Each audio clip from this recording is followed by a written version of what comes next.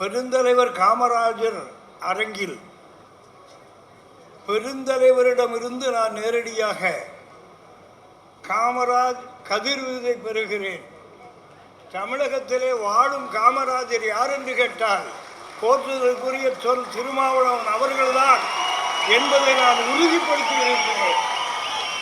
எனவே காமராஜர் வாழ்ந்த காலம், காமராஜ் ஆண்ட காலம் பொற்காலம் என்றால் தமிழகத்திற்கு அல்ல இந்தியாவுக்கு இன்னொரு பொற்காலம் வர வேண்டுமானால் சொல் திருமாவளவன் அவர்கள் வாழும் காமராஜ் அவர்கள் ஆட்சி அதிகாரத்திலே வர வேண்டும். இது நான் இங்கு சொல்வதல்ல, லட்சம் பேர் கூடுகிற எங்களுடைய மத விழாவிலே நான் தெளிவாக சொல்லுவேன். காரணம், இந்த நாட்டுக்கு தேவை எது என்பதை ஆன்மீகவாதி சொல்லவில்லையானால் அவன் ஆன்மீகவாதி அல்ல. அவர்கள் ஏதோ வழிபோக்கர்களாக இருந்திருப்பார்கள். நான் வழிபோக்கன் அல்ல, இந்த மண்ணுக்கு சொந்தக்காரன். இந்த மண் தலைமை பெற வேண்டும், எதிர்கால சந்ததி நல்வாழ்வை பெற வேண்டும். அதற்காக நான் அவரோடு பயணிக்கிறேன். அவரோடு நான் பொது வாழ்வில் மட்டுமல்ல தனி வாழ்விலும் பயணிக்கிறேன். என்னுடைய இறுதிச் சடங்கு யார் செய்ய வேண்டுமானால் சொல் திருமாவளவன் அவர்களால் செய்ய வேண்டும் என்று ஆணையிட்டு வைத்திருக்கிறேன். என்னோடு வாழுகிற ஐயா வைகுண்டருடைய அந்த வழிவந்த காரணத்தினால் சால கிடப்பாரை தற்காப்பதுவே தர்மம். தர்மத்திற்கு புதிய விளக்கம் சால கிடப்பாரை தற்காப்பதுதான். உன்னை விட தாழ்ந்து ஒருவன் இந்த உலகில் இருக்கக்கூடாது, சமநிலை பெற வேண்டும். அதுதான் சமத்துவம், அதுதான் சமயம் கற்றுத்தந்த பாடம். எனவே அவர்கள் நானும் சந்தித்த நாள் சொட்டு என்னுடைய தாயார் இறந்த பொழுது அவர்கள் வந்து ஒரு பேரனாக நின்று அந்த சடங்கிலே கலந்து கொண்டார்கள். அதுபோல என்னுடைய 2 பெண் மக்களும், எனக்கு ஆண் பிள்ளை இல்லை, நீங்கள் தான் தாய்மாமனாக இருந்து சீதன் சீர் செய்ய வேண்டும் என்று சொன்னேன். அவர்கள் செய்தார்கள். 1 கோடி மக்கள் வாழுகிற தென்கோடியிலே ஒரு சமுதாயம் என்னை எட்டி பார்த்தது. ஆனால் ஏற்றமிக்க செயலை நீங்கள் செய்தீர்கள், வைகுண்டசாமியின் வாரிசு என்பதை நிரூபித்தீர்கள். நமக்கு சாதி இல்லை, இந்த சமுதாயத்திலே சாதி ஏற்றத்தாழ்வு இருக்கக்கூடாது என்பதற்காக கிணற்றில் தண்ணீர் எடுக்கக்கூடாது என்பது திருவிதாங்கூருடைய சட்டம். அதற்காக ஒரு கிணறை அங்கே உருவாக்கி அந்த கிணற்றில் 18 ஜாதியும் வெளிவந்தது என்று ஒன்றாக குளிக்க வேண்டும், ஒன்றாக இன்று அது நடந்து கொண்டிருக்கிறது. எனவே எங்களை பொறுத்தமட்டில் மனம் என்பது சமத்துவம், சகோதரத்துவம், தீண்டாமை இன்மை, தொட்டு நாமம் சாற்றுது. நாங்கள் தெற்றியிலே போடுவது வைணவ நாமமோ சைவ நாமமோ அல்ல. ஐயா வைகுண்டர் கற்றுத்தந்த நீதியின் அந்த ஒளி சுடர், அந்த நாமத்தை போடுவது தொட்டு சாற்ற வேண்டும் என்று சொன்னார். காரணம், இன்று வரை பிரசாதத்தை தூக்கி போடுகிற தமிழகத்திலே வாழுகிறோம். பிரசாதத்தை கையிலே கொடுப்பதில்லை, ஆனால் தொட்டுத்தான் குருமுறையிலே இருக்கிறவன் செய்ய வேண்டும், வேற்றுமை இருக்கக்கூடாது. அதுபோல 18 ஜாதியும் ஆணும் பெண்ணும் சேர்ந்து ஆண்டவனுக்கு பணியாற்ற வேண்டும் என்பதற்காக நான் 1000த்திற்கும் மேற்பட்ட ஆலயங்களை கண்ணாடியை நிறுவி, நீயே கடவுள், உனக்குள்ளே தெய்வம் இருக்கிறான், உன்னில் கடவுள் இல்லை யாரால் இந்த உலகில் எங்கும் இல்லை என்று சொன்ன அந்த தத்துவத்தை நிலைநாட்டி அதற்காக பாடுபடுகிறேன். எனவே என்னை பொறுத்தமட்டில் அவர் என்னுடைய ஒவ்வொரு காரியத்திலும் வந்திருக்கிறார். ஆனால் அது உங்களுக்கெல்லாம் தெரியும், டெல்லிக்கு சென்று விட்டார். என்னுடைய தாயார் இறந்த செய்தி கிடைக்கிறது. டெல்லியிலே போன அந்த விமானத்திற்கு அடுத்த விமானத்திலே சென்னைக்கு வந்து, சென்னையிலிருந்து சாமிதோப்புக்கு வந்து 1 நாள் முழுக்க என்னோடு இந்த உன்னதமான அந்த தெய்வீக நம்பிக்கை எனக்கு தந்த அருமைக்கும் பெருமைக்கும் உரிய அவர்கள் இருந்தார்களானால் அதை விட சிறந்த ஒரு விருது எனக்கு அவர்கள் தர வேண்டியதில்லை. ஏற்கனவே நாங்கள் விருதை பெற்றிருக்கிறோம். பொதுவாக இங்கே நாட்டிலே பல இயக்கங்கள் விருது வழங்கும். அவர்களுடைய இயக்கத்தில் உள்ளவர்களை தன்னைத்தானே போற்றிக் கொள்வார்கள், தன்னைத்தானே பாராட்டிக் கொள்வார்கள்.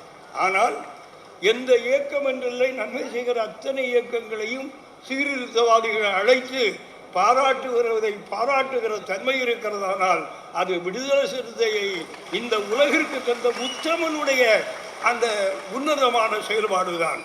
எனவே காமராஜரை பொறுத்தமட்டில் கன்னியாகுமரி எப்படி வைத்திருக்கிறது என்று உங்களுக்கு தெரியும்.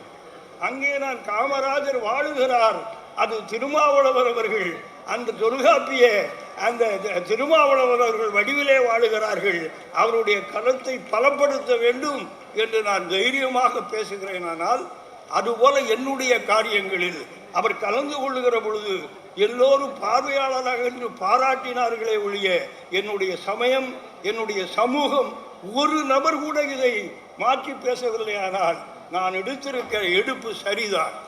5 முறை காமராஜர் எங்களுடைய இல்லத்திற்கு வந்திருக்கிறார். இன்று கேரளத்தில் ஆட்சி அதிகாரம் நடக்கிறதானால் அதற்கு காரணம் என்னுடைய தந்தைக்கு திருவிதாங்கூர் அரசு IAS கன்ஃபர்மேஷன் கொடுத்தது. அந்த சமுதாயம் இங்கே பிற்படுத்தப்பட்ட ஒடுக்கப்பட்ட சமுதாயத்திலே 7 பேர் அன்று பட்டதாரிகள். எனவே அதில் தகுந்தவர் இவர்தான் என்று என்னுடைய தந்தைக்கு IAS கன்ஃபர்மேஷன் கொடுத்த பொழுது என்னுடைய தாத்தா சொன்னார்கள், ஜாதியை சொல்லி சமூகத்தை பிரித்து அடிமைப்படுத்துகிற கொடுமையை செய்த, மேலாடை போடக்கூடாது, தண்ணீர் எடுக்கக்கூடாது, தெருவுக்கு வரக்கூடாது என்றெல்லாம் அநியாயம் செய்த அரசனிடம் கை நீட்டி காசு வாங்குகிற IAS வேண்டாம் என்று சொன்னார்கள். நீ காமராஜை போய்ப்பார். ஒருவன் இந்த தென்பூமியிலே விருதுநகரிலே இருந்து கொண்டு நல்ல காரியங்களை செய்கிறான், தேசியத்திற்கு செய்கிறான் என்று அவர்களை அந்த இடத்தில் இறக்கினார்கள். எனவே நாங்கள் திருவிதாங்கூரிலிருந்து தமிழகத்திலே சேருகிற பொழுது 7 சட்டமன்ற உறுப்பினரோடும், ஒரு பாராளுமன்ற உறுப்பினரோடும், ஒரு மேல்சை உறுப்பினரோடும் நாங்கள் தமிழகத்தோடு இணைந்தோம் என்றால் அந்த இணைப்பு தான் என்னையும் திருமா அவர்களையும் தமிழகத்தையும் இங்கே கூடியிருக்கிற அத்தனை சிறுத்தைகளையும் எங்களுக்கு உரிமையாக்கி தந்திருக்கிறது. இல்லையானால் நான் மலையாளம் வரையும் நான் மலையாளியாக இருந்திருப்பேன்.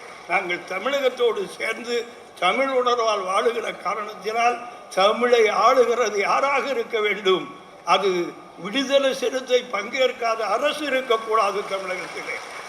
இதை நாங்கள் இன்று சொல்லவில்லை, சொன்னோம். ஒரு நாள் இரவு முழுக்க சொன்னோம், ஆட்சி அதிகாரத்திலே நீங்கள் பங்கேற்க வேண்டும் என்ற வார்த்தை அரங்கேறி இருக்கிறது. நீங்கள் நிச்சயமாக அமைச்சரவையிலே பங்கேற்க வேண்டும் என்று நான் கேட்டேன். அதுபோல போற்றுதற்குரிய நம்முடைய மாண்புமிகு அமைச்சர் அவர்களை இரவோடு இரவாக நான் பலமுறை பேசினேன். நீங்கள் விட்டுவிடக்கூடாது, இதுதான் சந்தர்ப்பம், நீங்கள் தொட்டு பிடிக்கிற இந்த உறுதி, நீங்கள் முதலமைச்சராக அமருகிற அந்த நிலைப்பாட்டிற்கான அச்சாரம் கூட்டுதல் என்று சொன்னேன். நீங்கள் இங்கல்ல, வாருங்கள் என்னோடு திருவனந்தபுரத்திற்கு போவோம். அங்கே ஐயங்காளி மகாத்மா அவர்களுடைய மக்கள் இருக்கிறார்கள். தலைமை தாங்குவதற்கு ஒரு தலைவன் வேண்டும். நீங்கள் திருமாவளவனை அவர்களை அழைத்து வர வேண்டும் என்று என்னோடு கேட்டுக்கொண்டிருக்கிறார்கள். அடுத்து திருவனந்தபுரத்திலே அவர்களை அழைத்து சென்று கேரளாவிலே ஒரு மறுமலர்ச்சியும் எழுச்சியும் இந்த எழுச்சி தமிழன் உருவாக்குவான் என்ற உத்தரவாதத்தை நான் சொல்லிக் கொள்ளுவேன். ஏதோ நான் வார்த்தைக்கு அலங்காரத்துக்கு பேசுகிறவன் அல்ல. எனக்கு அவருக்கு உள்ள உறவு தாய் பிள்ளை உறவம்மா, இது தெய்வம் கொடுத்த தவமம்மா, வரமம்மா என்று சொல்லி எனக்கு விருது அவர்கள் இன்று தந்திருக்கிறார்கள். இந்த விருதை நான் பெறுவதிலே மகிழ்ச்சி அடைகிறேன். அந்த விருது இந்த அரங்கத்திலே அவர்கள் தருகிறார்கள் என்கிற பொழுது எத்தனையோ சிறப்பு மிக்கது. எனவே கேரளத்திலே சாதிய சமத்துவத்திற்காக அந்த ஐயா வைகுண்டர் சமத்துவ கிணறு, சமபந்தி போஜனம், அதுபோல சமத்துவ சமாஜம் என்று ஒன்றை அமைத்தார். 18 ஜாதி மக்களும் ஒரு அமைப்புக்குள்ளே இருக்க வேண்டும் என்று அமைத்தார். இன்று கேரளத்திலே அதை அரசாங்கம் ஏற்றெடுத்திருக்கிறது. அதிலே நான் ஒரு அங்கம். காரணம், கன்னியாகுமரி மாவட்டம் கேரளத்தினுடைய நவோதானத்தினுடைய பிதாமகர் வைகுண்டர் பிறந்த மண் என்று கேரளம் நம்புகிறது. இன்று கேரளத்திலே பேசப்படுகிறது. எனவே கேரள அந்த அவர்களுடைய அடிப்படை கலாச்சாரம் கன்னியாகுமரியில் தொடங்குகிறது. எனவே நீங்கள் உறுப்பினராக இருக்க வேண்டும். நான் இருக்கிறேன். தமிழகத்திலும் அனைத்து ஜாதிய சங்கங்களும் இருக்கிறது. தலைவர்கள் எனக்கு தெரியும். நான் நேருக்காக பேசுவேன். தமிழகத்திலே திருமாவளவன் அவர்கள் தலைமையிலே அனைத்து சாதியும் இணைந்த தமிழ் சமுதாயங்களுடைய ஒரு கூட்டமைப்பை உருவாக்குவோம், உழைப்போம்.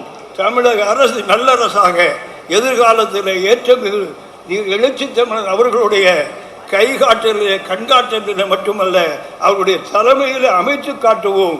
மீண்டும் காமராஜாட்சி இந்த மண்ணிலே மலரட்டும் என்று சொல்லி அவர்களை வாழ்த்தி, இந்த நிகழ்வுக்கு வந்திருக்கிற உங்கள் அனைவருக்கும் என்னுடைய அன்பை, நன்றியை, வாழ்த்தை, பாராட்டுதலை சொல்லி அவர்களுக்கு ஒரு பாராட்டு நாங்கள் குமரியில் எடுக்க காத்திருக்கிறோம்.